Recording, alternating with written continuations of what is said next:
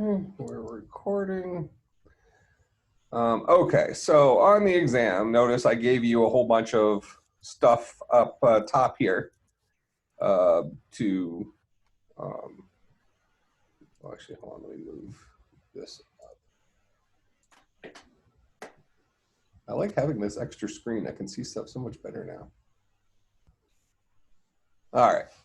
So I gave you a bunch of given information that, because I didn't want this to be a memorization-based thing, I wanted it to be something you kind of worked through and understood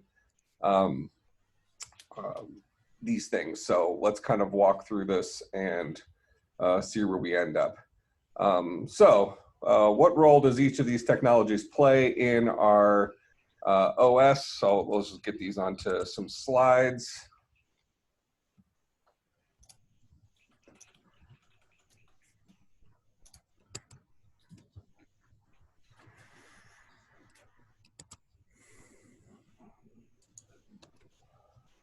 All right, so Box is our i386 emulator that emulates a computer of the right vintage, something like that. Make is a build tool that allows us to bring together the various pieces needed to compile and run. Well, actually it's to, let's say, assemble, compile, link, etc. And ultimately clean or run ROS. Basically, it's an automation tool. GCC is the GNU C compiler. The C compiler we are using. Grub is a bootloader that does the work of transitioning from BIOS to kernel for us. All right, I think most people got that one right, or mostly right. Any questions on that one? That one was fairly straightforward. Just screen in the future, will you consider moving over from Make to Ninja? Well, I haven't used Ninja, so I'm unfamiliar with it. I would say it's not that I wouldn't consider it, but if we're thinking about industry standards, Make is certainly an industry standard. So until Ninja becomes an industry standard, I guess the answer would be no. Although I do like the name of it. Is it really a build tool? Or did you just Yes, make it it is. Yeah, it is. up? I just made it up. It probably, I mean, my guess is, I haven't worked with it. My guess is it probably is more user-friendly because it's probably a much more modern approach to it. But Make has been around for so long that it's just considered a standard. And if it's not broke, why fix it? All right, next one.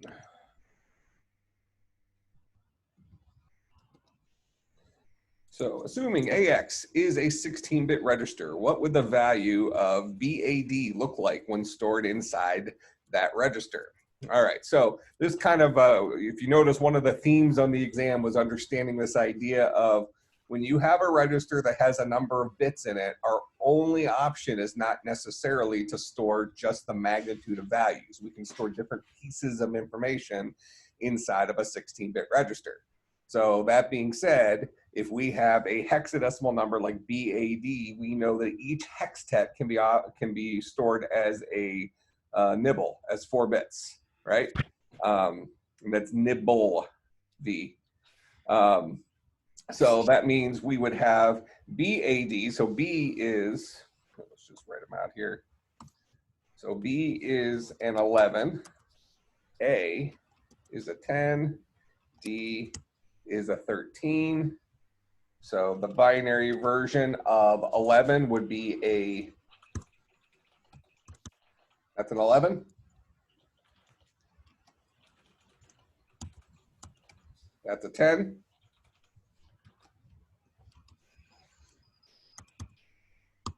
That's a 13. So our AX, our 16-bit register, has spots for 4 hextets, right? So we'll have 0, 0, 0, 0 in the first hextet, or the far left hextet. Then we'll have 1, 0, 1, 1, 1, 0, 1, 0, 1, 1, 1, 0, 1. So that would be the contents of the 16-bit register after we stored BAD inside of it. Questions on that one?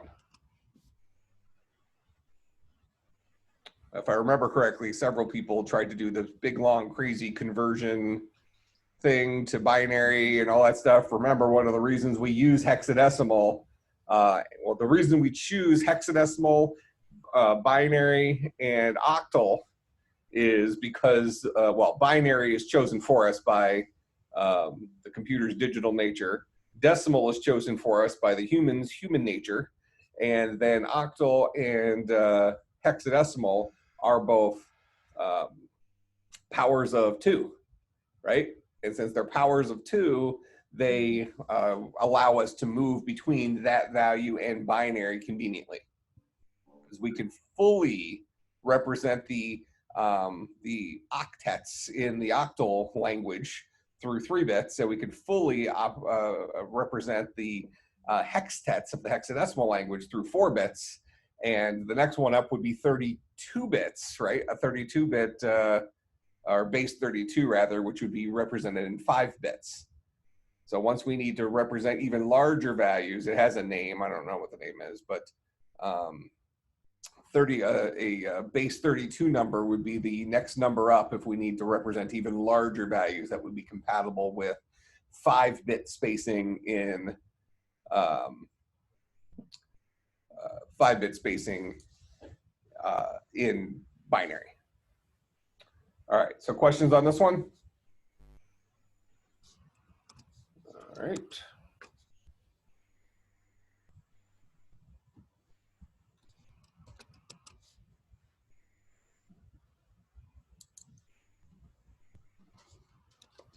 Ooh.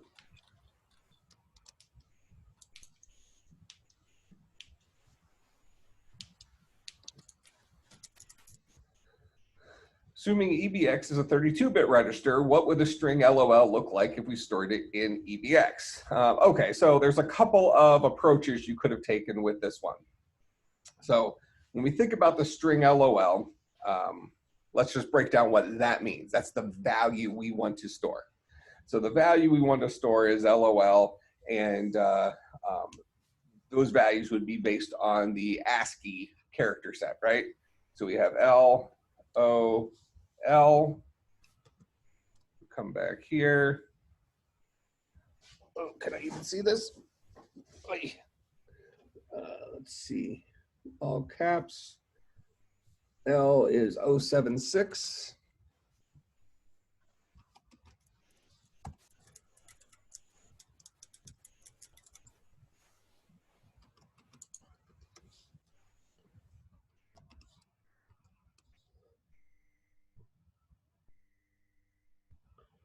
That's 063.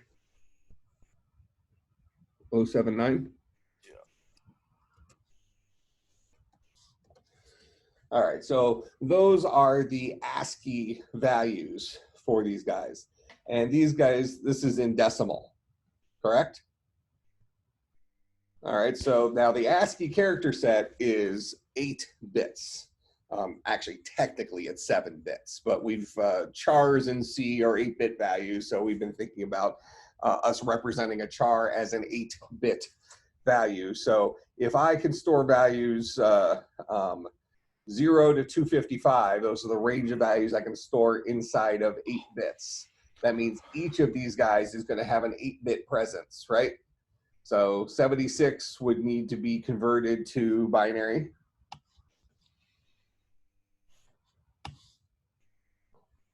So let's go ahead and do the binary version of 76. I'll just give myself scratch paper on my next screen here. All right, so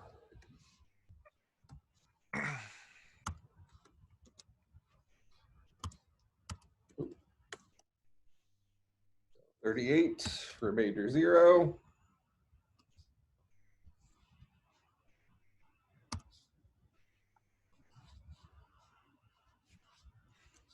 $19,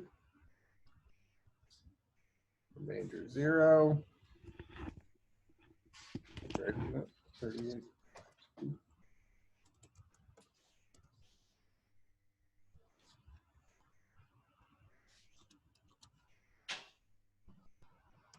$9, remainder 1. 9 divided by 2 is 4, remainder 1. 4 divided by 2 is 2, remainder 0. 2 divided by 2 is 1, remainder 0. 1 divided by 2 is 0, remainder 1. That's 1, 0, 0, 1, 1, 0, 0. That is the 8-bit representation of an L, right? Now, an O is 79.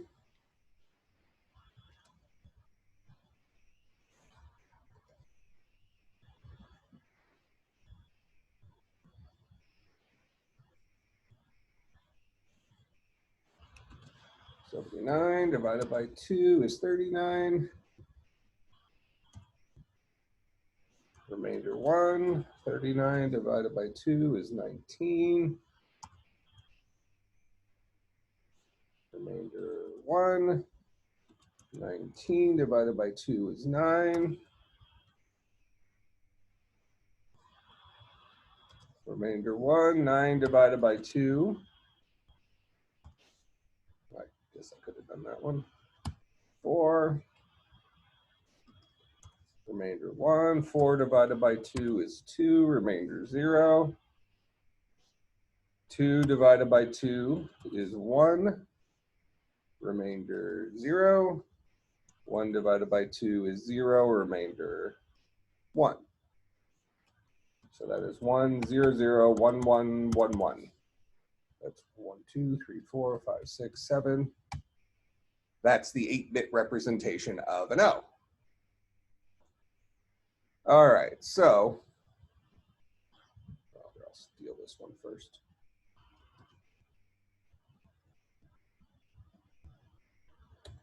So if it's a 32-bit register and we are going to store 3 characters in it, you might want to stick all 3 of those characters in there. So we're going to have 1, 2, 3, 4, 5, 6, 7, 8. That's our empty space.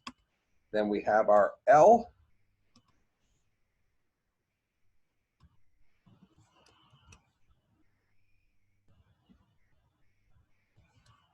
O. L. All right, so that's one way you can look at it, is taking a 32-bit register and using 24 of the bits to store your 3 characters. What's another way we could have looked at this? What's the way that strings actually are used in stored inside of registers? Because pretty quickly here, right, LOL just happened to fit inside of a 32-bit register. But what if I had this being a string that was 700 characters long? The pointer to the first char. Pointer to the first char. All right, so some people gave me that approach, which is actually probably the more realistic approach, even though this is accurate. based on the question I asked, right? This is not incorrect based on the question I asked, but what you might say is you might say, ask the memory manager for an address,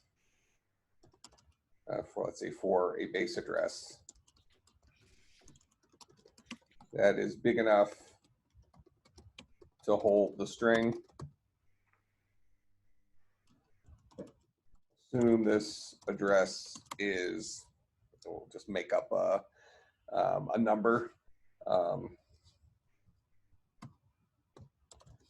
BAD is good of any hexadecimal value. So then we can go and give ourselves, do we have that from the previous question?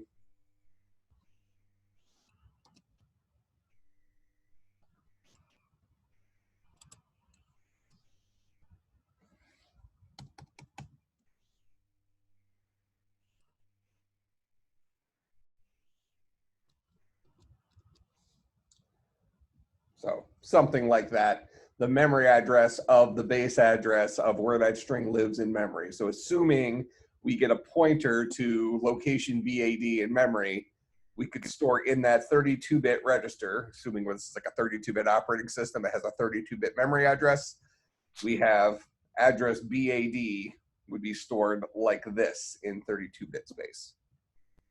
And that would be in the .data section of our binary, correct? .data section of the linker file. Linker, sorry. Yeah. But that wouldn't be hard-coded in there. That's only if it was part of the actual, like a given variable, part of the environment of your operating system at boot time.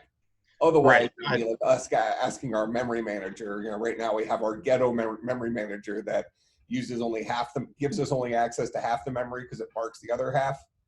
Says, tell me where this thing can store. That guy. It's got to look weird to you guys because I'm looking up at Appel right now on my big monitor. my screen is down here. But yeah, so you could have written it something like this where you assumed, let's give you the base memory address, and that would be an example of it. Realistically, this is the more correct answer. It was probably the answer I meant to get out of you when I asked the question, but when you go and read this question, it really doesn't lead you towards that direction very strongly. So I didn't take points off for this somewhat let's call it somewhat ridiculous. You probably wouldn't store a string inside of a 32-bit register because the moons would have to align and the string would have to be less than 4 bytes big in order for it to fit. So, with that in mind, this is kind of a stupid example, but since I did give you a small enough string, it will technically fit. All right, questions on that one? I do have a question. Nope. Please. So like we have the base address. Come on. All right, go ahead. So like, okay, so we have a base address, and then we have like if we point to that base address, so like how would that's gonna work with the string thing? Like I just don't get it. Well, because the string would be stored in contiguous memory. So LOL would look like this.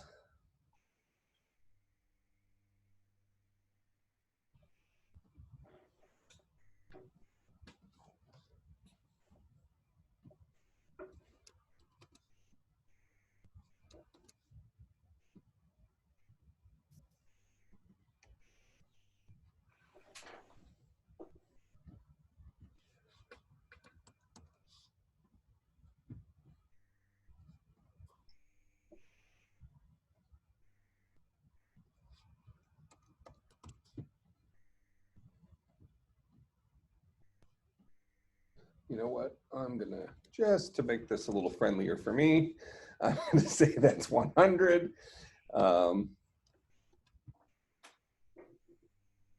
So this is memory address 100. This is 102. Actually, this is 101. This is 102.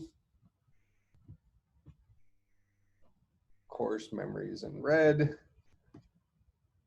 So we would say that EAX holds a pointer to the beginning, the base address of that string. And the reality is that this guy, this is bucket 0, this is bucket 1, this is bucket 2. So those are the offsets. So the L lives at base address 100 plus an offset of 0. The O lives at base address 100 plus an offset of 1. The L lives at base address 100 plus an offset of 2. So we would store it in our system memory. So this is system memory up here, not hardware register. So I think for our model right now, we have 32 megabytes. I think that's what our box has, right? So we gave it 32 megabytes of system memory. So somewhere in system memory, I'm just presuming it's at 100, which actually is not compatible with our thing because we reserved the first 1 megabyte, I think, for stuff, but roll with this. So starting at memory address 100, let's say, we asked the operating system, we said, I need enough memory to store a 3-character string. So it will go out, it will return for us. We have our own memory manager we wrote. It'll return for us the address of the beginning of that place in memory. It's reserved for us that spot plus the next 2 spots. So 3 total spots for that string. So now just by knowing the first position of the first character, we can offset off of that bucket 0, bucket 1, bucket 2, because they live in contiguous memory next to each other. Does that make sense, V? So then would you say that like 1 letters is in 1 address, so like 3 address in a row? Yes. And this is no different than an integer array. I mean, because strings effectively are char arrays. That's what they are. They're an array of characters. So they're an array of 1 byte values, assuming we're using ASCII and not Unicode. I have another question. So then, is it like 1 address is like 32 bits, right? In I386, an address is 16-bit. But so then, in my example here, we have an EAX register. We might say we're going to host a 32-bit operating system on that. So an address could be 32 bits, which means we can have 2 to the 32nd unique addresses, base addresses in our system.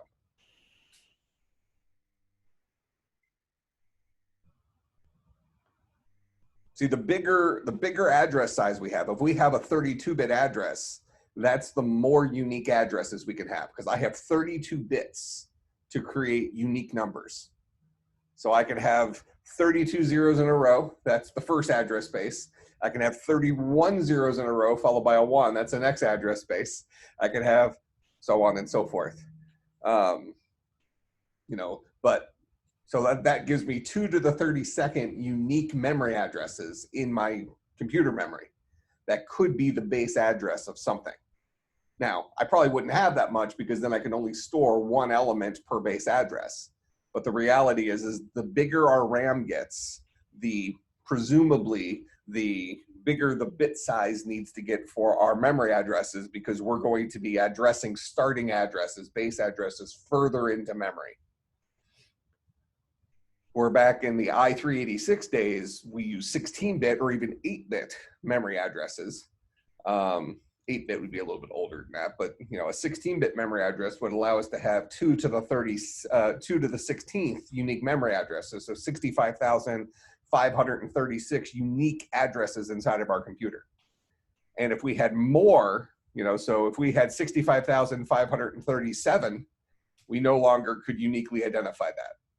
Back then, it was a common way of bringing down like a Unix operating system by having a single C program that kept forking processes, giving new process IDs. So, you know, that which would have, you know, a unique counter.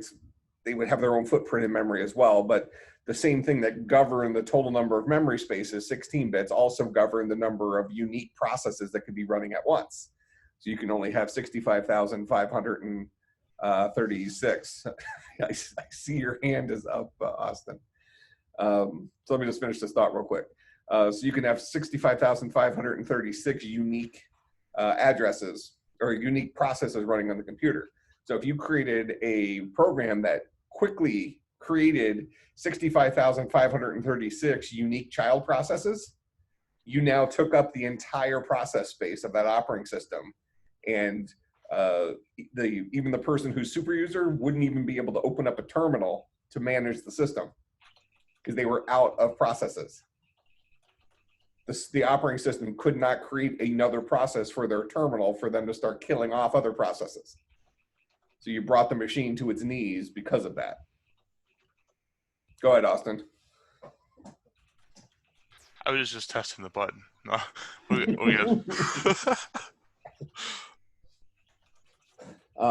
But so hopefully we're seeing here that no matter which part of the operating system we're dealing with, or even just move it outside of operating systems, no matter which part of the computer we're dealing with, we start seeing these identical patterns all over the place, right?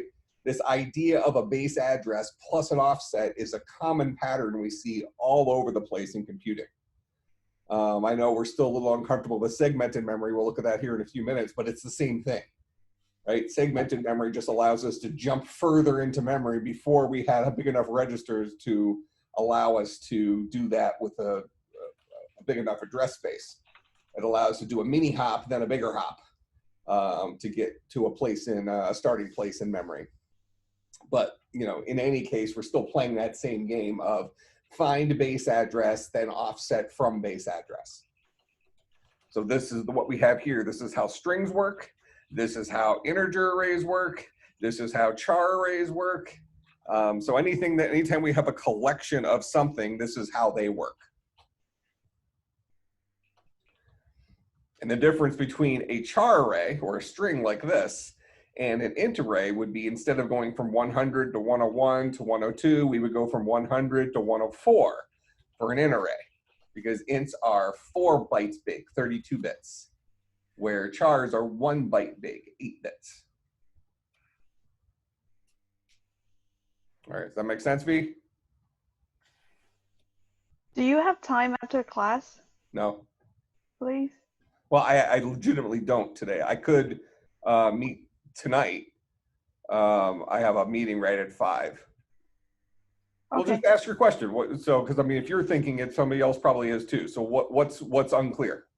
Cause like you said, if you have like a 2 megabyte like letter long thing, so then would that means you need to have like 2 megabyte of address to do it?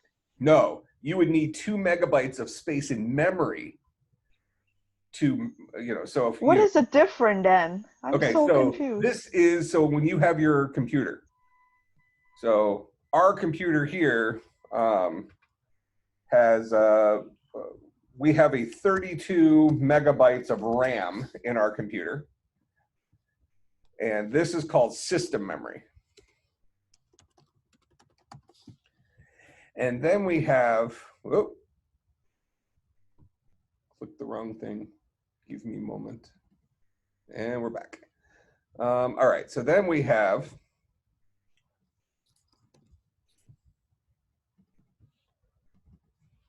let's just pretend like we only have 4 by 16-bit registers. So AX, BX, CX, DX. So this is memory on, we're going to call this super fast memory on the CPU. All right. So our CPU has these resources.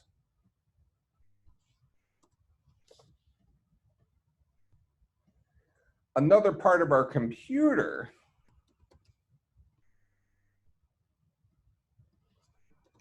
so maybe the motherboard, let's say.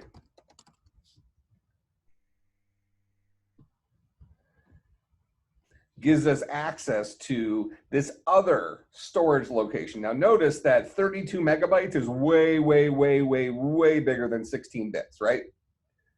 So typically what we say is the closer we get to the CPU, the smaller and the faster the memory gets. So AX, BX, CX, and DX are really tiny in that they can only hold 16 bits, but they are really, really, really fast. So that's where we're going to do all of our logic. Our computation is going to happen there. So now let me take it one step further out from that. And let's say that we now have a, if we're keeping it scaled with this, let's say we have a 500 megabyte hard drive. So this is our HDD. Both of these things live on the motherboard somewhere. All right, so if we were to label this,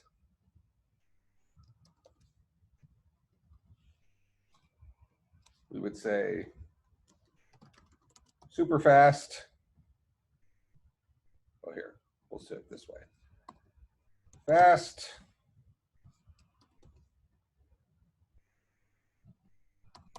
Faster.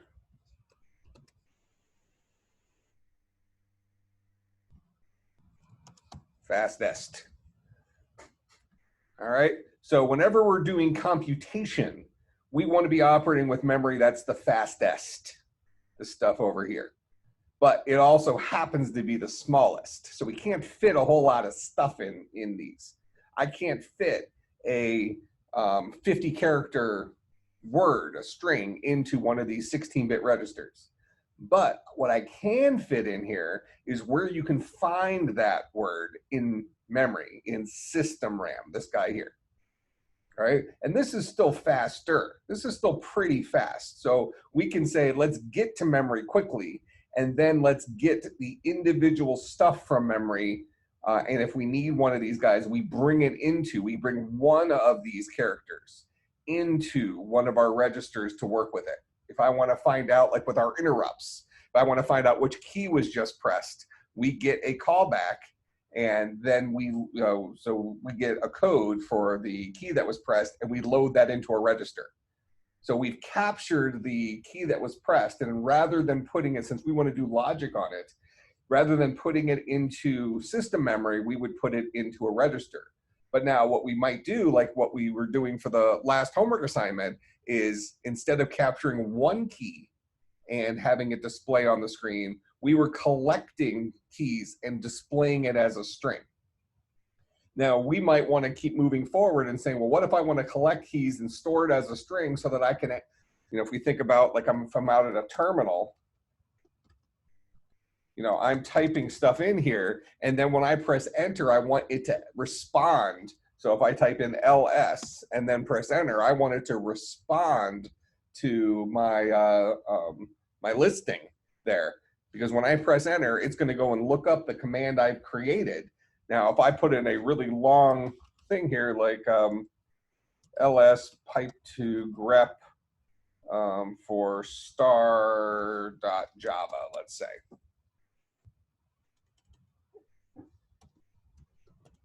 So that's going to show me all the Java files that are currently in my downloads folder. So I get one thing out of that. But this string right here has enough characters in it where it won't fit in one of my registers, right? So I can't store that entire string in a single one of these hardware registers. But I can fit it here in my 32 megabytes of RAM somewhere where I can operate off of it in a pretty fast way, a faster way. And just remembering in the fastest way where to get to the beginning of that string. All right, so we have like 3 different kinds of memory inside of your computer. There's actually a couple of more than that if we start talking about cache memory and stuff like that, but let's just keep it relatively simple. We have our hard drive, which is for long-term, relatively slow storage, even though it's fast compared to humans, but this is long-term, relatively slow storage. This is shorter term, relatively fast storage that we might want to put like as we're typing stuff in, we might want to build up a string inside of system memory. So as we're typing this guy in, we're capturing it one character at a time, or we're loading it into a character array that lives in RAM.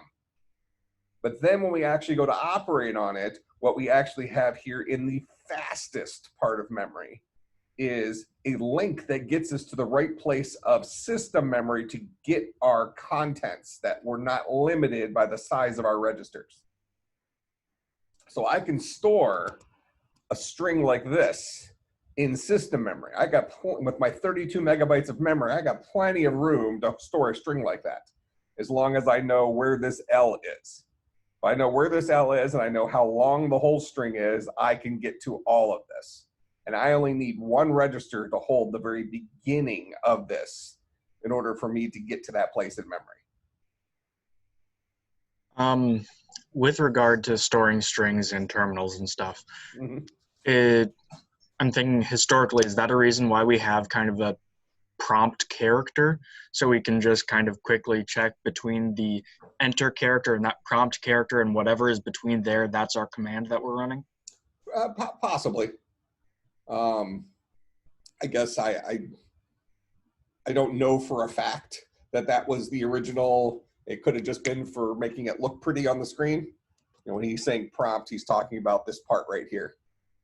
You know, that's my prompt, a little % symbol or something. But what you're saying makes sense, that if they're just going to capture that whole line, then they can just cut off everything from the that forward. But you know, I think I can put that in there. And oh, actually, that is a command. Actually, it shows you what the current foreground command is. But what you're saying makes sense. It's at least plausible. I have a question, just to clarify. Okay. So then, well, first of all, V, does this at Sorry. least make more sense now? It does. I'm just, Okay. I'm just clarifying. Yep, So go then, ahead. for example, if I have like a register AX and then I have it point to like an address, and then like I want to store a string that's like 100 character long, would that means I'm gonna have 100 consecutive memory like address in a row to use it, right? Correct. You would have 100 buckets of memory in a row to store your string, but AX would still just have a address of where the beginning was. I also have another question. So then one character is like 8 bits long, while like if we use 32 megabyte, that's like one address have like 32 bits. So are we wasting the rest of them and just only use the first 8 one? Well, this 32 megabytes here, that's how much system RAM we have. So like, you think about your laptop. It's like my laptop here has a ridiculous amount of RAM in it. I have 64 gigs of RAM. I think your laptop has 16 gigabytes of RAM in it. Other people in here probably have 8 gigabytes. Maybe anybody else have 16 gigs in their laptop? I do, yeah. 32 in their laptop? Yeah, I got 16.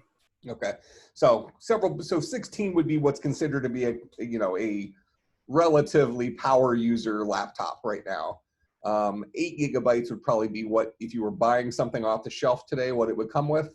You might be able to still buy something with 4 gigabytes of RAM, but probably 8's your starting point, then 16 is your power user, and then 32 and 64 probably overkill for most situations. But you know, so not all computers are created the same. We're just saying that our box computer that we created happened to come with 32 megabytes of RAM.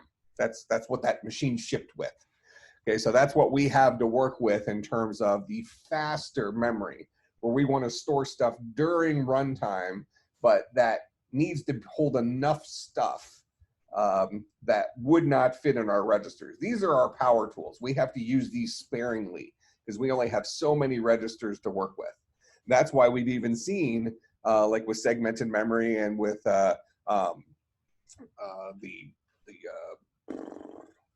Why is it escaping me? Color code frame buffer. Use, for example, the frame buffer. We're using one register to hold 3 different pieces of information, right? What's the character I want to output? What color is the foreground? What color is the background? I'm storing all of that inside of a single register because I only have so many registers to work with. So we had to choose to do that. All right, so this 32 megabytes of memory, this is us saying, I just bought a computer back then, the i386 days, that had 32 megabytes of memory, which we would look at today as being useless, but back then that was a reasonable amount of memory for the types of computing that was happening.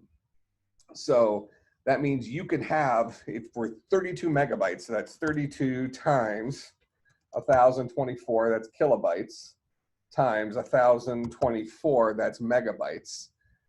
So that is the number of, that's the largest string we could hold.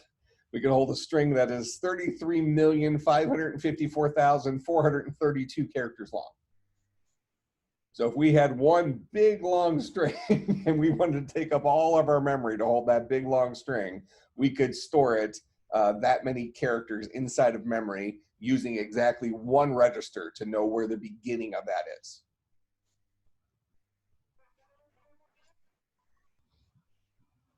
But it does have to be contiguous. All collections are contiguous. So strings, which are, let's call them abstractions for, well, let's call them power tools or wrappers for character arrays, need to be in contiguous 1 byte spots in memory, or in more modern languages, they would be in contiguous 16 bit or 2 byte spots in memory, because modernly we use Unicode.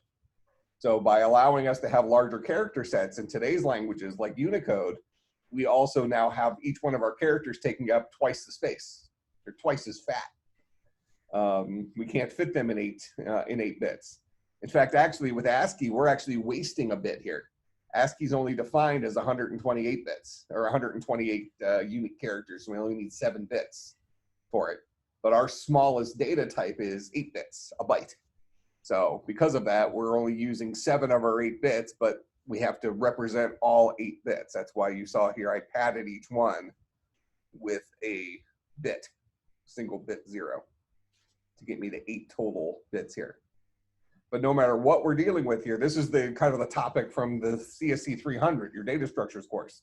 This is an array versus a linked list. A linked list would say, well, the L lives here. The O lives somewhere else in memory that isn't necessarily right next to it. The other L lives somewhere else in memory that isn't necessarily right next to it. In order to work with that, we have to go to the first place first, then ask him where his neighbor is, and then ask him where his neighbor is, and so on and so forth. Where with array-based collections, we rely on contiguous memory. We say, I know that the first character is at the base address, the next character is right next to it at an offset of 1, the next character is right next to it at an offset of 2, so on and so forth. It's the given information about how collections work inside of computers.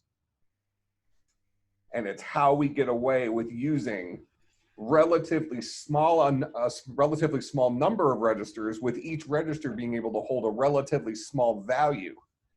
We are able to get away with working with that by holding base addresses to more complex data types that live inside of our system memory. Where our hard drive is usually used to store stuff that needs to persist between boots of our computer. We're not even dealing with hard drive stuff right now in our operating system. Our operating system is a fully live system where you turn it on and you have RAM and your CPU registers. That's all we have to work with right now. We're not persisting anything on disk yet because we haven't written a file system or a file system manager at this point.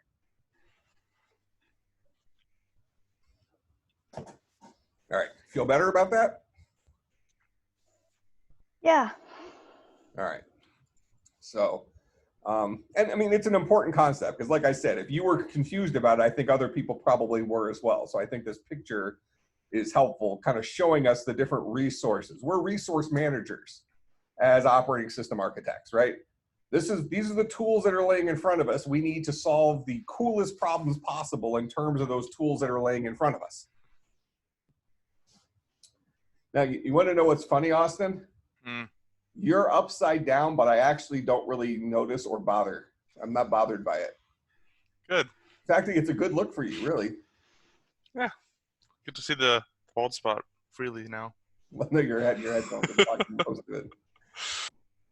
Oh, the B movie would have been upside down. I had to Oh, I prioritize. see. Luke, yours is still bad. My background. No, just you. Oh, okay. Thanks. You know, I'm gonna have to You have to what? bust out the big one again.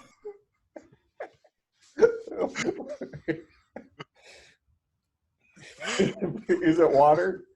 Or are we just prepared for the apocalypse? I've got 2 bottles in my room right now. Water or Oh, other? vodka. This is straight vodka. At least we're being proactive. That'll be an interesting Concordia storyline too. Now we have online classes. All of a sudden, we'll have these drunk students in class, and technically they're not breaking any rules. It'll take more than that. Jack, you grabbing a mic's hard? What was that? Corona? All right, fair enough. I was thirsty, and it'd be too much work to go downstairs to get the water. So, Well, here, I'll be the good. This is green tea. This is water. Let's go. Oh, it's funny. My wife showed me this video the other day of because you're going to start. Well, you probably have already seen some of them. Like now that everybody's doing their entire life online in Zoom, you have these like weird situations that are popping up. And so there was this, some office that was doing their Zoom meeting.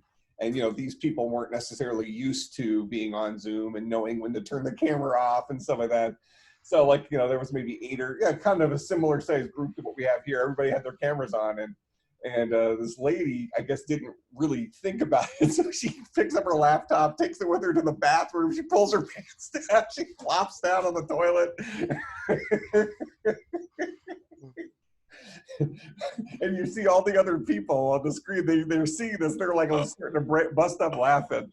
And then the lady finally, catches on, and it was pretty good. that is pretty good. All right. So in any case, that's 2 different ways you can look at this particular question.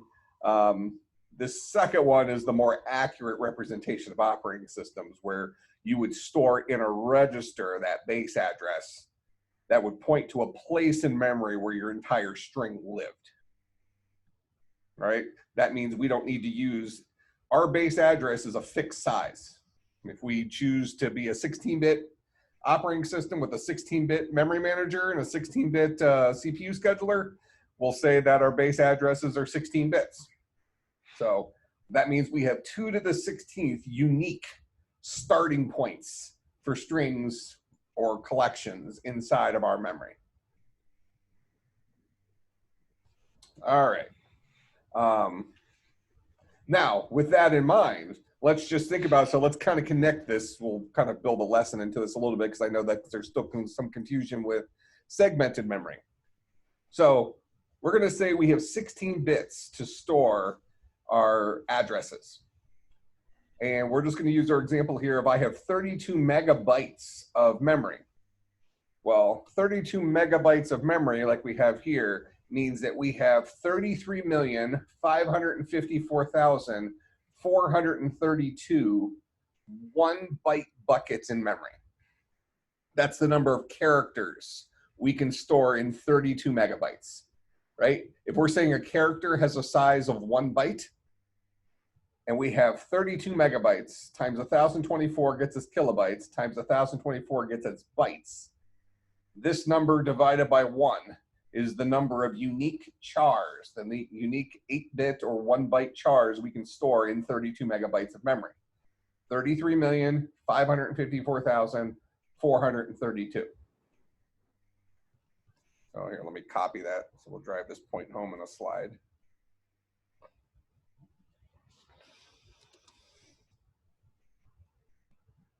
Actually do it.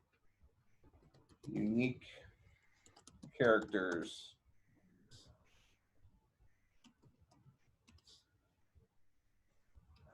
in 32 megabytes. All right, so that's our number of unique characters in 32 megabytes. Now, if we have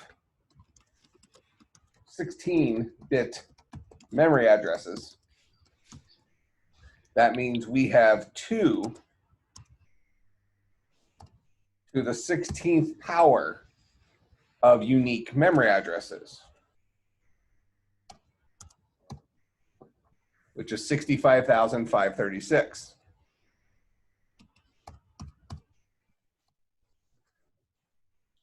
So I can only, so we can look at it this way, 65,536, if we're only thinking about strings, is the total number of unique strings we can store in memory, regardless of how many characters memory is capable of holding. So in our example here, memory, 32 megabytes of memory can hold 33 million characters. But I can only store 65,536 base addresses for strings. So I can't have 33,554,432 strings stored in memory, because I can only uniquely identify 65,536 of them, even though I have enough system memory to hold way more individual characters than that. So if I take my number of 33,554,432 divided by 65,536, that means my I could have 65,536 512 character strings. That's the number of, if all my strings were the same length, I can have 512 character strings uniquely stored 65,536 times. Because this guy right here, this 2 to the 16th power, max size of AX, which holds our base address. So the whole game we're playing here is, how do I store lots of stuff here in my 32 megabytes of RAM and be able to get to it using only this limited supply of stuff here? Because adding more memory here, even though historically it was expensive, it was still way less expensive than adding more stuff here. Register per bit, registers are really expensive in terms of memory. All right. So the game we're playing here is that we have a limited resource here, so we want to use it to as efficiently as possible so that we can get as much access to this resource as possible, especially as this resource goes up. So we're already seeing, I mean, by today's standards, we're saying that 32 megabytes is not very much RAM, right? All of us in here probably have a calculator that has 32 megabytes of RAM. If you have a graphing calculator for your class or something like that. So all of our laptops have at least 8 gigs of RAM in it. So this is a tiny, tiny, tiny, tiny, tiny amount of RAM. And what we're saying here is, even with this tiny amount of RAM, our 16-bit registers cannot access each individual bucket of that. So this idea of a base address with offsets is absolutely critical. That make sense? Because now if we use 2 registers, even if we use 2 16-bit registers, let's say, we can have a base address that's 16 bits long, and then we can say maybe the maximum length of a string is also 16 bits, so 65,536. So now I can have 65,536 unique strings each with a maximum length of 65,536. Because that's the biggest offset I could store. I could store the base address in 16 bits, and then I can store my offset in 16 bits. So the biggest offset I can go off a base address is going to be whatever fits in that second 16-bit register. So now I'm using 32 bits to store a base address plus a 16-bit offset from that base address. And with that,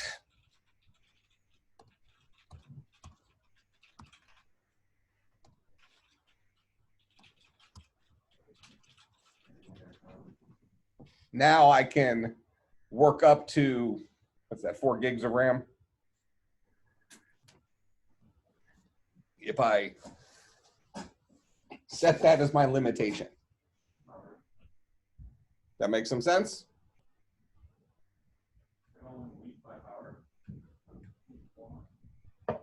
So all this is a game. It's how do I make this go as far as possible? Because that's hard to change. That's expensive to change. This is less expensive to change. This is relatively inexpensive to change, right? If you need a, you want to store more MP3s or something like that on your computer, you just get a bigger hard drive or get an external hard drive, and it's $50 off Amazon, and you got another 2 terabytes of RAM, hard drive. RAM. Let's go. All right. So does that kind of clarify some things? Noticing we're looking at all this stuff through the same window. All right. Corona. Do you have it, Blaine? No. Just some food in my throat. I was wondering where Blaine went. That's his new car. Have you named your car yet? No, I haven't actually. Are you going to name it, or is that weird? Oh yeah, no, I'm planning on it. I just haven't thought about it recently, like the past 2 days. But yeah, my car is called whatever car I'm currently driving is always the Fatmobile. Back from the awesome fat days. And then my wife's car is always called the Fat Lady. Which is funny because she drives this little tiny car. gotcha. All right. Next question. All right, so here's the Bitwise OR. So hopefully everybody knew how Bitwise stuff worked. And if you didn't, that means you probably don't get the joke of the Bitwise Bar and Grill. So you notice we've been, I did create a Slack or a Zoom channel for like a digital happy hour. You just got that? Yeah. Ugh, killing me, Blaine. I just got that too. It's like, oh, it's a good sciencey name. Cool. That's great. That's even better. So we have the Bitwise Bar and Grill, which is just an online Bar. been having online happy hours, stuff like that. The other day we were watching horrible. Was it me, Luke? Were you there, Jack? You weren't there. Who was there? Austin. I was I was there like the first day. Were you there? We were watching like horrible sports injuries the other day. That was pretty good. No, I didn't see that one. Yeah, that was fun. You're probably happy about that. It wasn't pleasant. Kind of hard to watch. So we also heard about The Machine. Oh yeah, we watched the Machine comedy thing. Yeah, Tim Huseman was on. Yeah, but in any case, we really should try to take advantage of that. I want to have like regular meeting times on there and have people just go and hang out or even do study groups in there and stuff, because I mean, this is only going to get worse and we're all going to be more, get more stir crazy sitting in our houses. So if you can get some sort of digital face-to-face contact, I think it's going to help your mental health quite a bit. One point to note, we can't enter the Bitwise Bar and Grill if you're in a Zoom call, if your account's in a Zoom call, so maybe we should get a different account on that. Got it. Okay. That's a good point. Because Blaine and I tried to join this morning and you were in some call, so it didn't. Oh, I get it. So that must mean that also if I create study rooms for people, you wouldn't be able to go in there if I'm in a Zoom call. Correct. Okay. Probably not. And that shouldn't impact you that often. That's just for when I'm in class. But I do get it. I get how that could be an issue. AKA Appel, let's make a Discord. No. No, let's limit the number. Hey, I'm a member of some Discord things too. I don't want to create too many alternative venues for computer science. Let's build up the venues that we already have. But that's a good point. So I actually can probably find a workaround for that. Even just make another account and host, and it would work. So you think it's going to get worse yet than it is? Oh, easily. Yeah. Yeah, I mean it's not going to be close. And what? Right now we're at 1/3 contaminates, and this week and next week are supposed to get really bad. Did not know. Dang. I would be very surprised if the United States doesn't become #1 in the world for most number of cases within the next couple of days. But Dang. it is what it is. So luckily as computer scientists, we aren't impacted as much as maybe some others. So we just keep pushing it forward. All right, so bitwise operations. These are our normal Boolean operations, but done on a per bit level. So we need to get 113 converted to binary.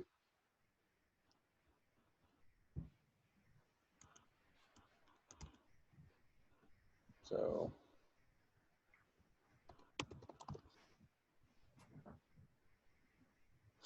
that's 113 divided by 2 is 56. Remainder 1. 56 divided by 2 is 28. Remainder 0. 28 divided by 2 is 14. Remainder 0. 14 divided by 2 is 7. Remainder 0. 7 divided by 2 is 3. Remainder 1. 3 divided by 2 is 1. Remainder 1. 1 divided by 2 is 0. Remainder 1. So our answer here is 1110001. So that is 113. We do the same thing with 57. This is what 1, 2, 3, 4, 5, 6, 7 bits.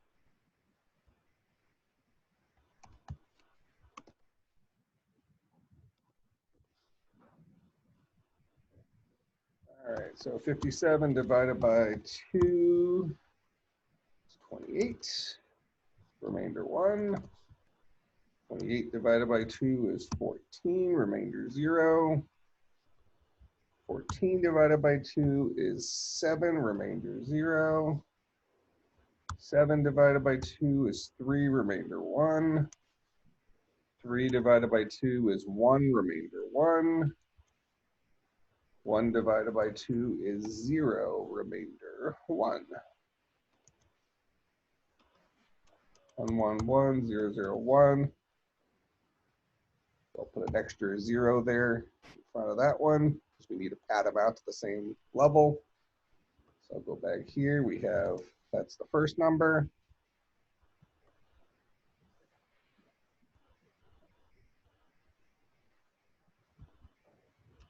That's the second number, and we bitwise OR them. That is, we take this 1 and we bitwise it OR with just this 0. So it's 1 OR 0 is 1, 1 OR 1 is 1, 1 OR 1 is 1, 0 OR 1 is 1, 0 OR 0 is 0, 0 OR 0 is 0, 1 OR 1 is 1. So that's our answer. If you wanted to convert it into decimal, which you can, this is the 1s, 2s, 4s, 8s, 16s, 32, 64. So this is 64 plus 32 plus 16 plus 8 plus 1. So 121. So that is 113 bitwise OR with 57 is 121. Questions on that one?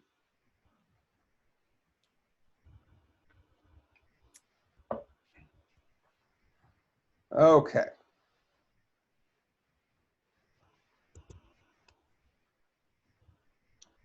What role does the stack play?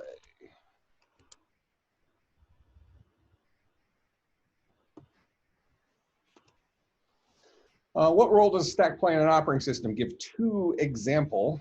Who did B write this? Give two examples where we have seen the stack up to this point. All right, so a stack is a last in, first out queue that supports push, pop, peek. It is, well, here we'll just say used in the OS for storing parameters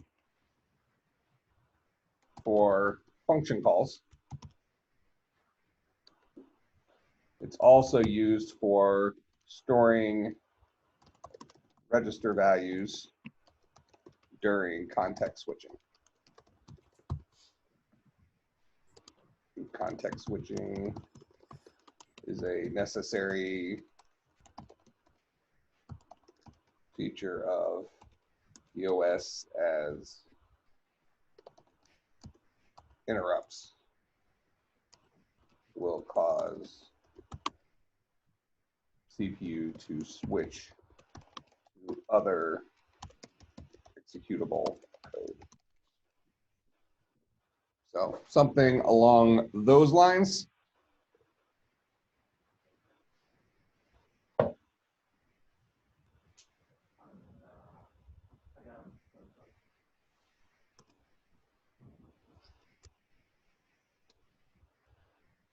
All right, next, given the frame buffer.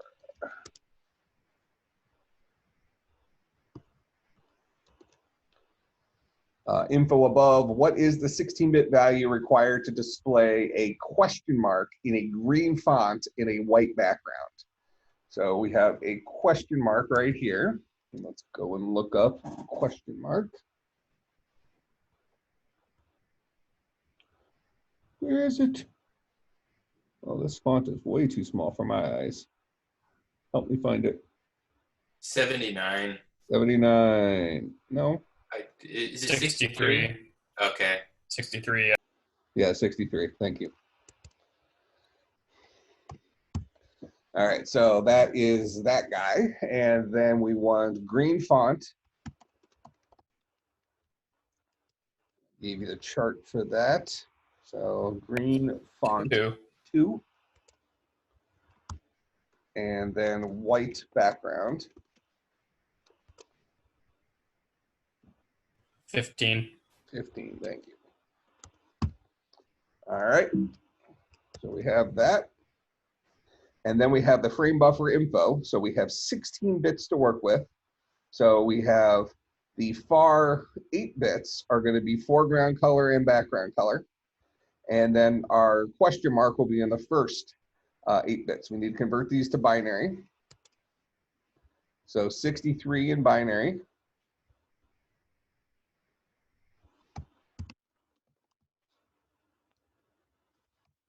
(63) divided by 2 is 31, remainder 1.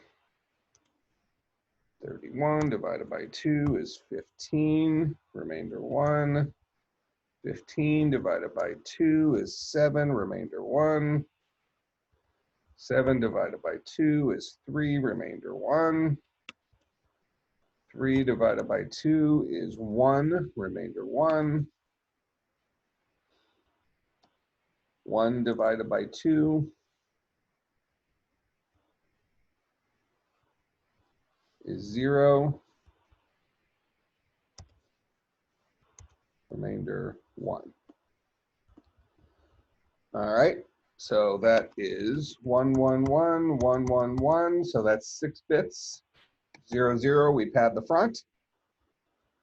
Then we need our green font, that's our foreground. So this guy is our foreground. This guy is our background. So we need 2 in 4-bit value. So here, let me paste this up here, this guy.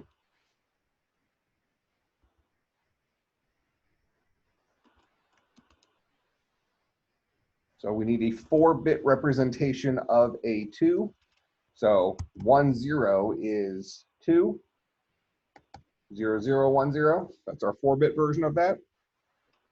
Then 4-bit version of 15, that's the full 1111. So our final answer is 00111111. I'll put a little space in here. 00101111. So that is our 16 total bit representation of putting a question mark with green foreground and white background. Questions on that one?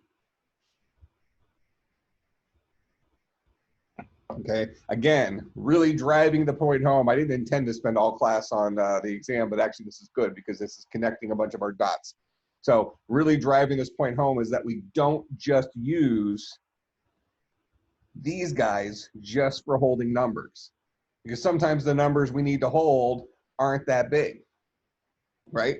So we might use one of these registers to hold multiple pieces of information, like we're doing here with our frame buffer.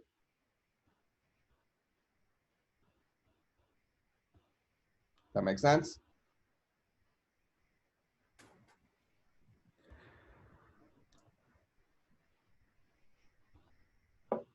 It would be better if you were drinking.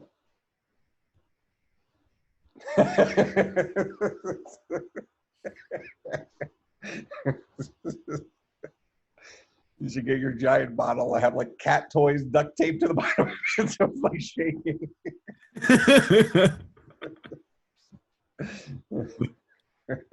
That's just terrible. All right. So questions on this one? I know this one wasn't overly difficult. It was kind of paint by number, but it really should drive this point home that we don't just use bit space to hold magnitude values. We can use it to hold individual pieces of information using certain areas of the number. And that's why we were using, in our code, we have all these bit shift stuff, remember? And those things seem intimidating, right? When we need to bit shift something 8 bits to the right. All we're doing is if I wanted to get this value, the value we want to print, if I want to get that to read it, I'm going to bit shift this. So here's an example. If I take that value, so here we'll call that val. If I take that value, and I say val right shifted 8, what I'm going to be left with is that number. And if I read from the register now, I get the value for my question mark. Does that make sense? That's where we're using these bit shifts for. It's not like weird, crazy math stuff. It's saying, I am using my register to hold 3 or 4 different pieces of information. In order to read that piece of information out from that register when I need it, I need to shift some stuff over so I can actually read the value off of that, because none of these zeros here impact the value of it, right? So this will give me that number 63. So even though I have a whole bunch of zeros there, that's my 63. So my 63 is this register right shifted by 8 to give me the value of the character that I want to put in the frame buffer. If I said, give me val right shifted by 4,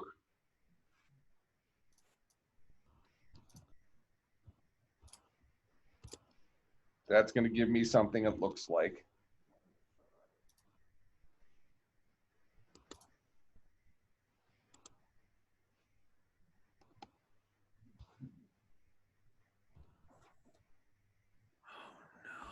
something looks like that, right? But now what do I need to do? I need to clean this up because the only value I wanted is this guy. So how do I turn this into only that number right there? How do I clean this up to only have this value right here?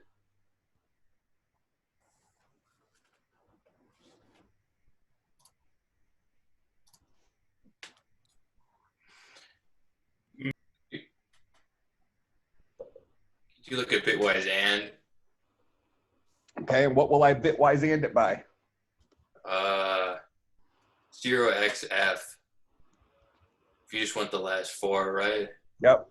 So with bitwise and, I'm going to effectively, if I just put out the, we'll put it in binary here. I bitwise and it with that, right?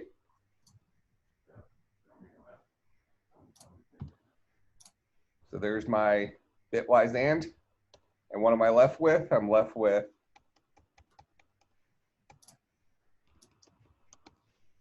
that.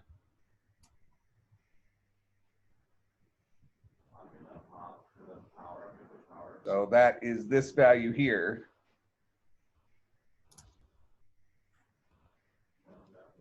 Bitwise anded with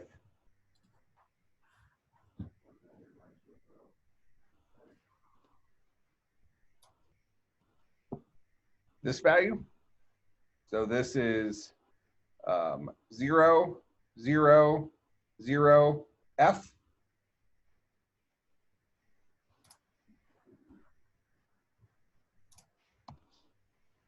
And that will give me just the last 4. Does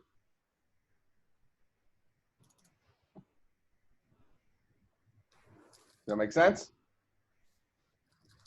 So all these weird, crazy mathy things are all about just getting the value we want pushed over to the far right, which is how we read numbers, and then getting the rest of the bits that we don't care about zeroed out.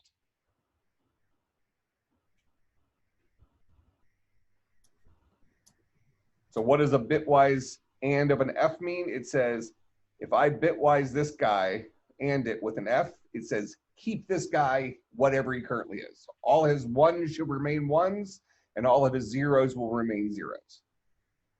Because and is only a 1 when both numbers are 1, and F has all of those values being ones.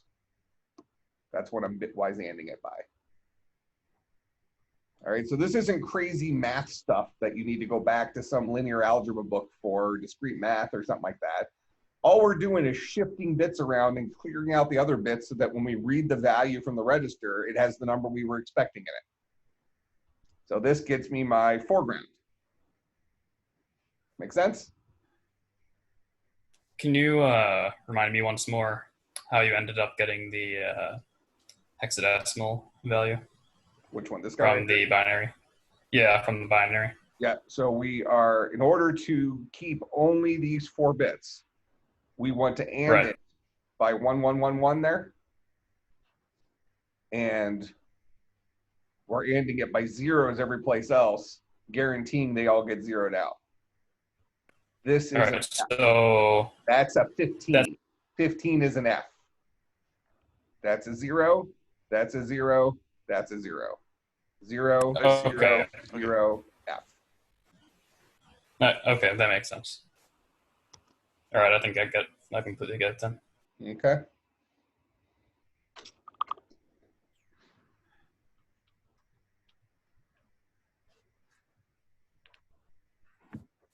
Oh, yeah, Justin, it's usually at 6 p.m.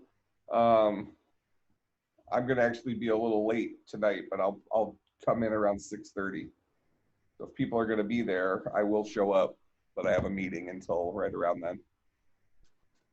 But I encourage you to go in there, watch some funny YouTube videos, just screw around and be college students. Just find You're asking a joy lot there. when you're stuck in your stuck in your homes. All right. Yeah, the only advantage is that we can drink. I have a question. Wait, hold on. I got to find the mute button. Man. I have a question real quick. I know you do, but it kind of sucks that you figured out how the mute button works for you. All right, go ahead. So then how would you get the background? So I know it's kind of dumb, but how would you get it?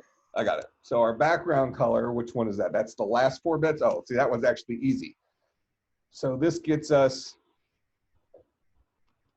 so we're going to say this gets us the character. This gets us our foreground. Now for the background, we're going to take val and we're going to and it. Where's my and character? There we go. With 000F. So here's val.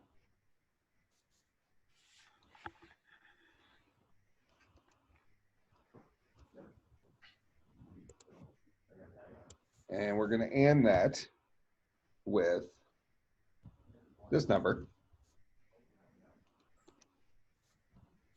which will give me, in actuality, it will give me that same number right now.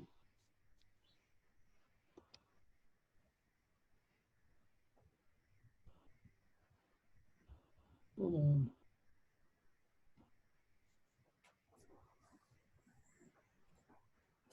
So that is my background color, the 1111. So if I take this guy and I just and it by 000F, I'll be stuck with just those last 4 bits. Because by anding by 0, I'm guaranteed to get zeros. So this is my background color. I don't have to do any bit shifts. I just and the whole thing by the right number of zeros to preserve only the far right 4 bits. Does that make sense?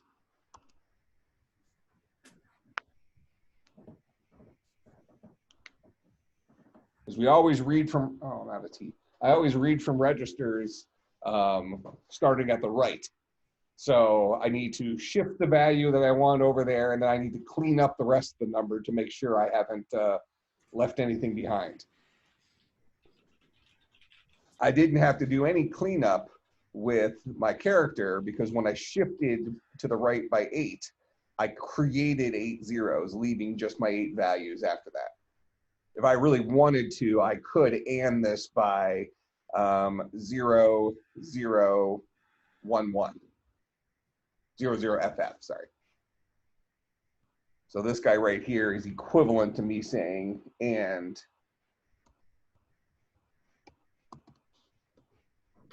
it wouldn't have changed the value because right shifting by 8 gave me 8 zeros there. That's why I left it off of there.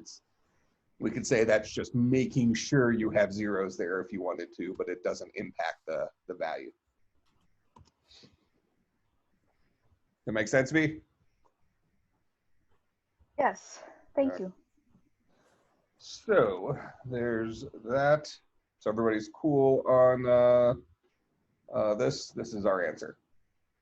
That's what we get loaded in there for our representing a question mark with a green foreground. Was it green? Yeah, green foreground and a white background.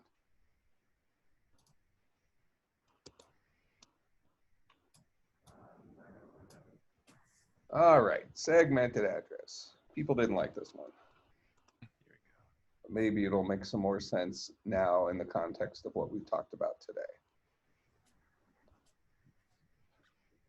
All right, so what is a segmented address for something that lives at segment 314 and has an offset of 121013, assuming those numbers are both in decimal? Okay, so go back to our exam here. Here's how segmented memory works. We're looking for that linear address, the 32-bit address. What is the segmented address for something that lives at segment 314 and an offset of 121? Okay, so we have a 16-bit segment selector, first of all. So this 314 is our segment selector, 314 in 16 bits. So let's do that part first. 314 in 16-bit binary. So we'll say 314 divided by 2 is 157. Remainder 0. 157 divided by 2 is 78.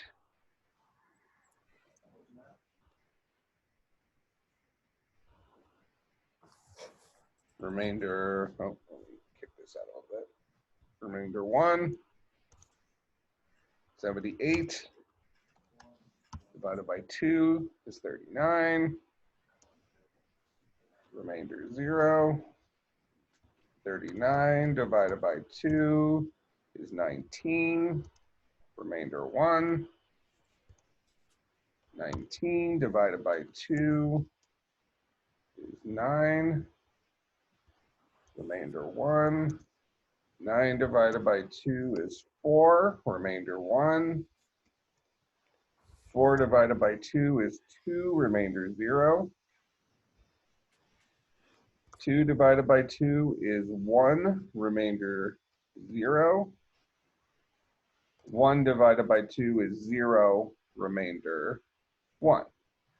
I read it from bottom up. 1 0 0 1 1 1 0 1 0. That's 1 2 3 4 5 6 7 8 9, and I need it in 16 bits. So there's 7 zeros in front of that.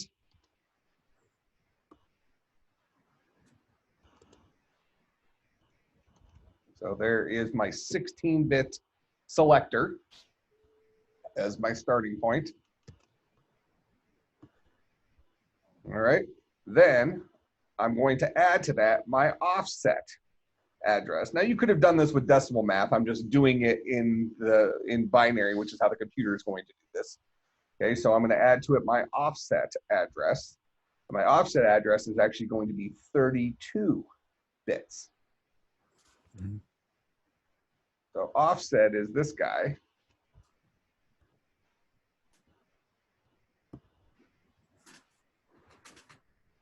In 32-bit binary.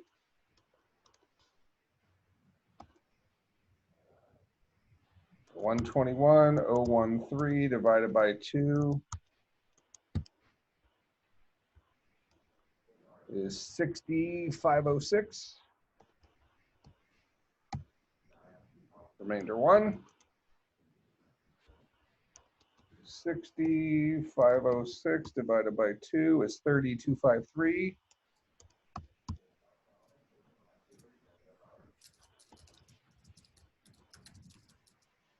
Remainder 0. 30253 divided by 2 is 15126. Remainder 1. 15126 is 7563. Remainder 0. 7563 is 3781. Remainder 1. 3781 is 1890.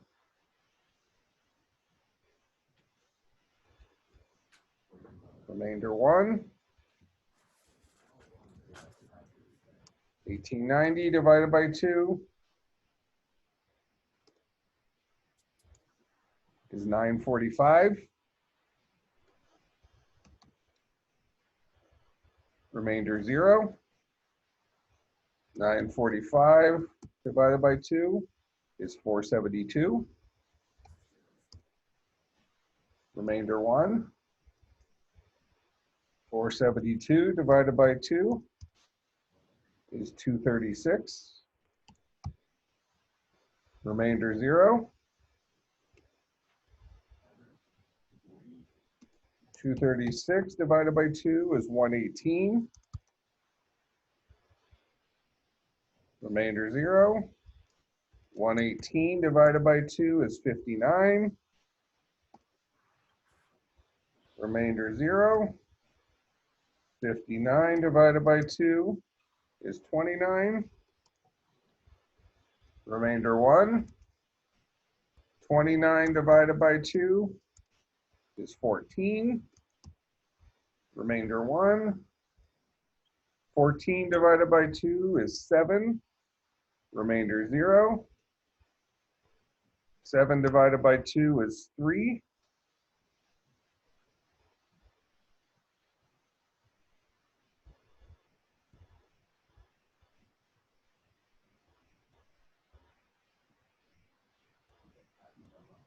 Remainder 1.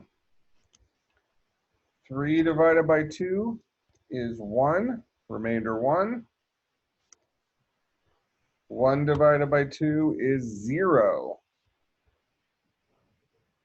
Remainder 1. Read that from bottom up. 1, 1, 1, 0, 1, 1, 0, 0, 0, 1, 0, 1, 1, 0, 1, 0, 1. 8, 9, 10, 11, 12, 13, 14, 15, 16, 17.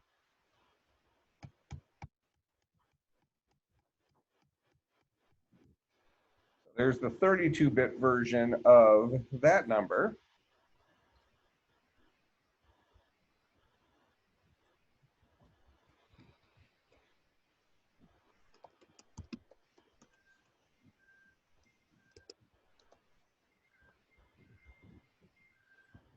Then we add those together.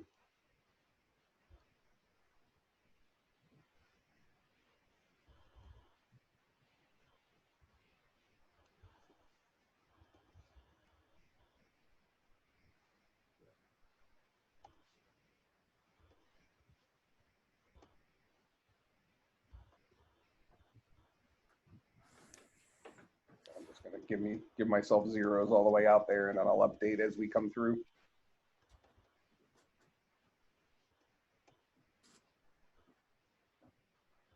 So 1 plus, here's 1, 1, 1, 1. This is a 0, carry the 1. This is a 1, carry the 1. Am I off one already?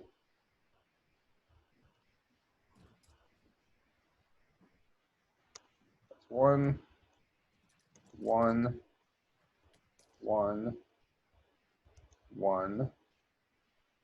So 1 plus 1 is 0, carry the 1. 1 plus 1 plus 1 is 1, carry the 1. 1 plus 0 is 1, no carry. 1, no carry. 1, no carry.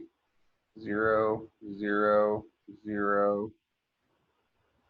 1, 1, 0. 1. Try to line my eyes up. 1. I immediately regret this. 1 and 1.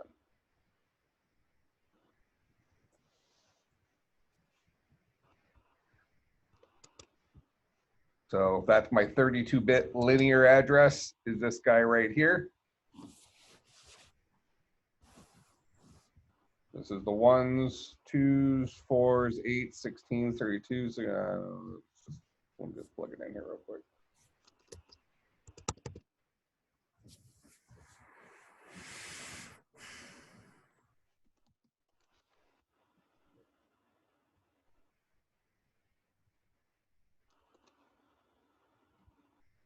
So 121, 327.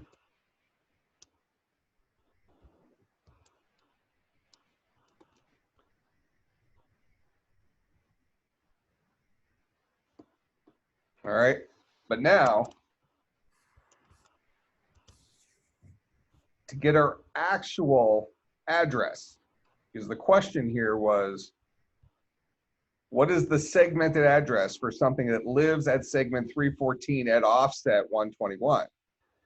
Segment is a multiplier off of 16 bits. So we have a new segment that starts every 16 bits.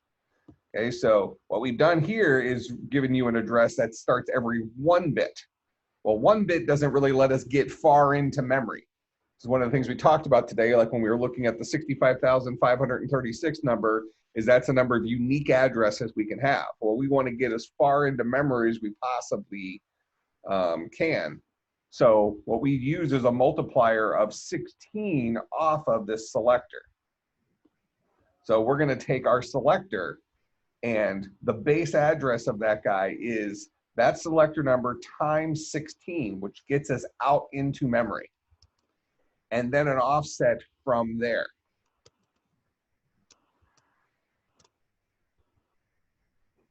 So if we're going off of our numbers here, this would be 314 times 16 plus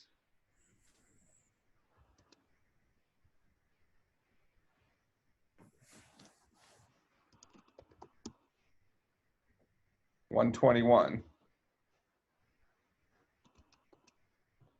Gives me 126,037.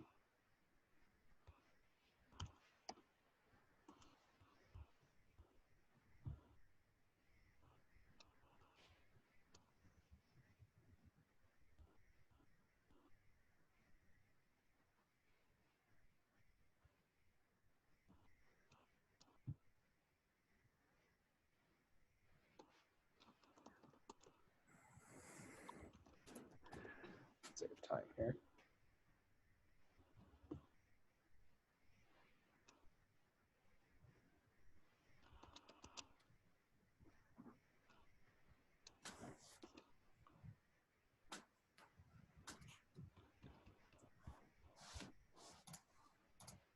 Nineteen, 20, 21, 22, 23, 24, 25, 26, 27, 28, 29, 30, 31, 32. So this guy right here is the actual address, or if you wanted to break it into hex,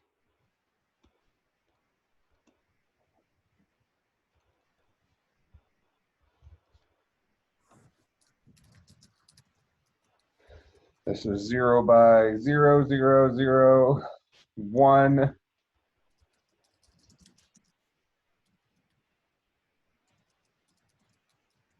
So 13.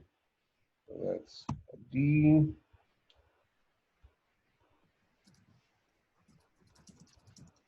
A C.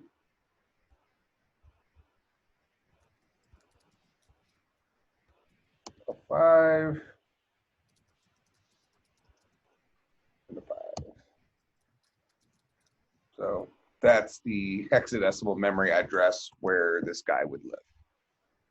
I have a question. Yep. So then, what is the answer for this question? Would that be 126037? This is an acceptable answer. All 3 of these numbers are equivalent. So then, if I This is have a base number, 10, this is base 2, this is base 16. so then if I have a number of my answer is 126037, I should not get minus for 3 point, right? If that's what your final answer is, yes. So I do. So message me and I'll look at it. Okay. Yeah, because this is what the final answer should be. It's your offset times 16 bits plus the, your segment selector times 16 bits that gets you into memory. So this multiplier, or 16 bits at a time, starting point, plus your offset. So this is the decimal number, this is the binary number, this is the cool kid number. All right, questions on that? Go ahead. Why did we bitwise or the offset in the segment selector originally? I didn't. Didn't we? Let's see. Yeah, I this was in. I had in 32 bits. I didn't bitwise anything. This is what's the 121 327? Isn't that bitwise or the no, segment? these are added. This is plus. That's Okay. this number added with this number to give me Okay. this.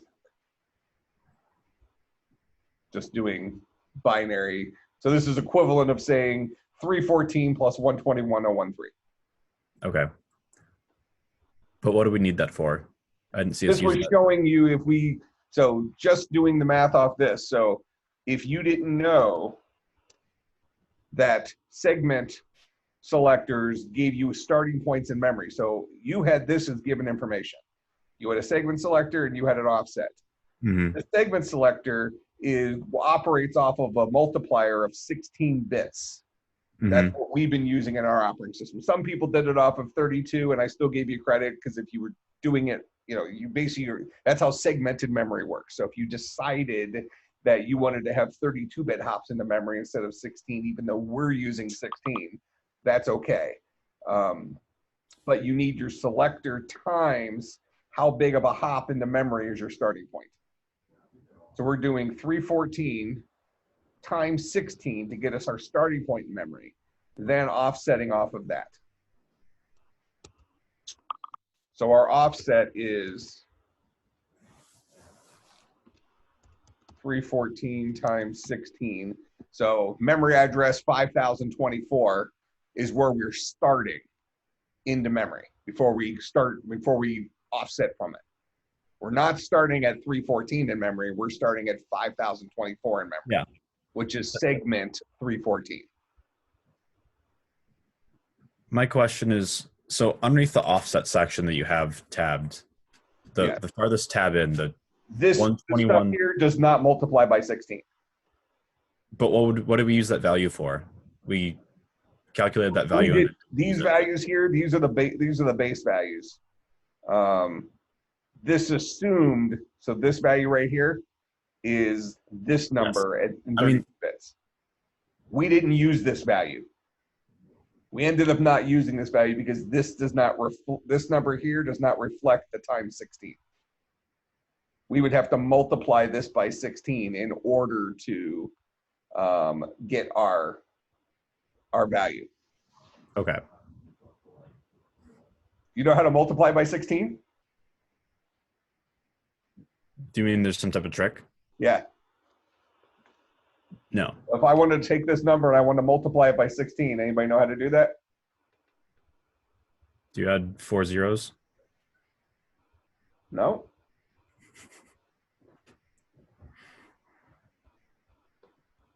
Nada.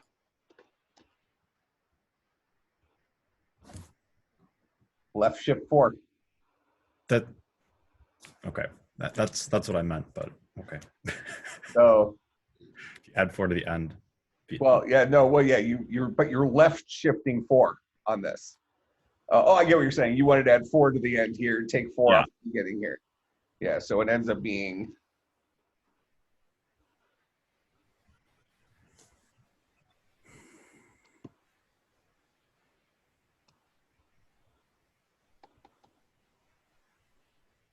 so that's the net result of it. And that is that number times 16. So if we took that number and did our math in here with it, then we would have the correct answer down here.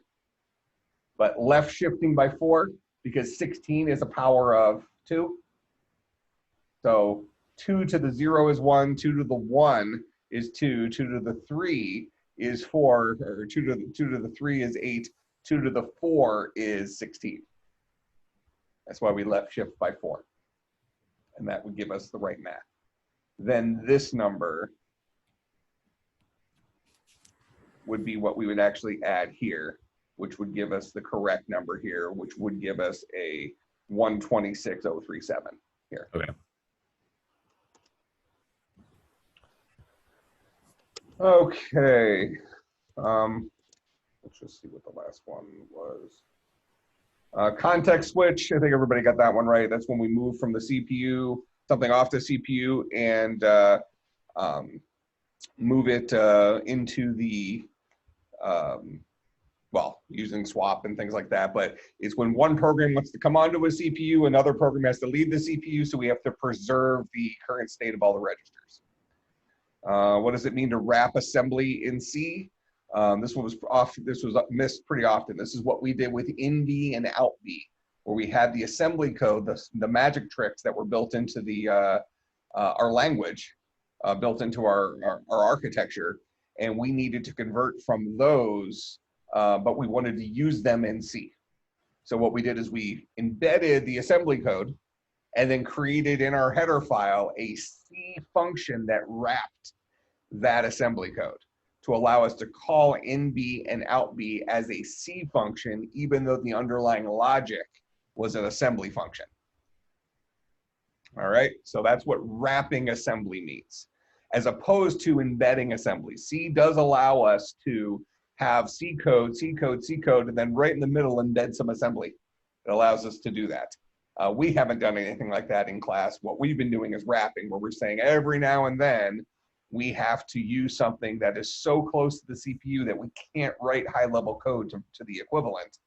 But to make things nice for us, we still want to call it as if it's a C function. So we wrap the assembly in a C function, knowing that those parameters will get passed into the stack. We talked earlier about a use of the stack. And then this last one, convert this giant number from octal to binary. This one should be pretty easy, big long number, but each one of these things can be represented in 3 bits. So you write the 3-bit version of 5, the 3-bit version of 3, 3-bit version of 3, 3-bit version of 1, so on and so forth. This octal can be represented in 3 bits. Each octet can be written in 3 bits. Each hextet can be written in 4 bits. All right, that makes some sense? All right, so since all of you are kind of getting back up to speed with your online classes, let's come back on Monday with, I think the last assignment was to have your operating system accepting a full string. You could just type stuff in and have it keep bouncing out, okay? Have that working for Monday. If you haven't turned it in yet, I think only about half the class has turned it in. Given the state of everything, just get that working for Monday. We're gonna start building our own prompt on Monday. So go back, take what we learned today, review, make things clear in your mind as you go and finish that assignment. I won't mark it late. And then when we come back on Monday, we will start writing our own prompt and responding to things in our operating system. Questions, comments, concerns, bribes? When is your meeting? 8 minutes ago. Shoot. Okay. But I'm done. I'll be done at 5-ish or something. So just message me. I'll try to be on, well, actually, then I have another meeting. I'll be on the Bitwise Bar and Grill at 6:30. Okay, then I have some questions by then. Fine. So meet me at Bitwise Bar and Grill at 6:30. Okay. All right. I will see everybody later. Also, Oh, you need to look at your Slack too. I will look at my Slack. I look at Slack often. Okay. All right.